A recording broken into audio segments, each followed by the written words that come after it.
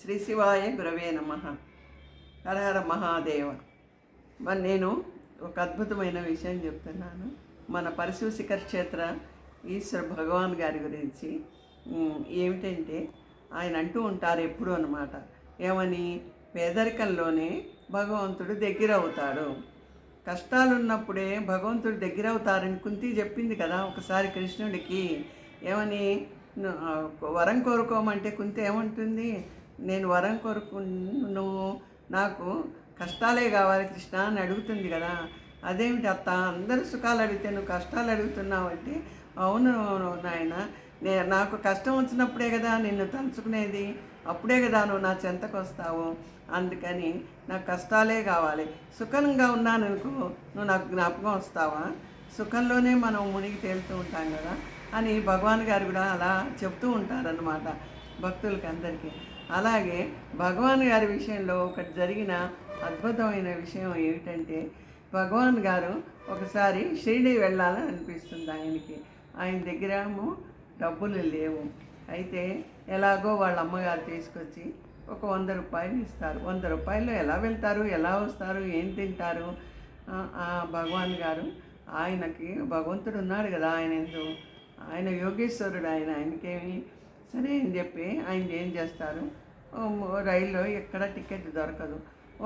ఒకటి మామూలుగా అందరూ ఎక్కుతారు కదా, ఫ్రీగా ఎక్కే భోగి ఉంటుంది చూసారా, అలాంటి దానిలో ఎక్కుతారు.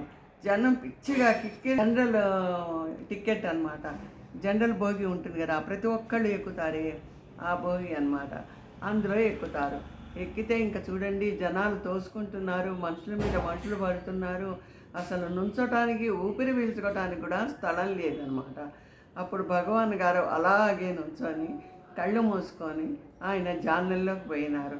ఆయన శరీరం ఆయనది కాదు, ఆయన మనసు ఆయనది కాదు, ఆయన యోగంలోకి వెళ్ళిపోయినారు. ఆయనకేమీ తెలియదు. ఆయన అలా యోగంలో ఉండి భగవంతుడి ధ్యాసలో ఉన్నారు.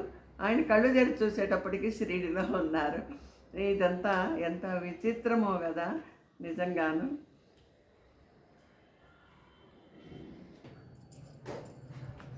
ఇది ఎంత అద్భుతమైన విషయం. ఆయన ఇలా కన్ను మూశారు, అసలు ఆయనకి తెలియనే లేదు, షిరిడిలో ఉన్నారు కళ్ళు తెరిచేటప్పటికి.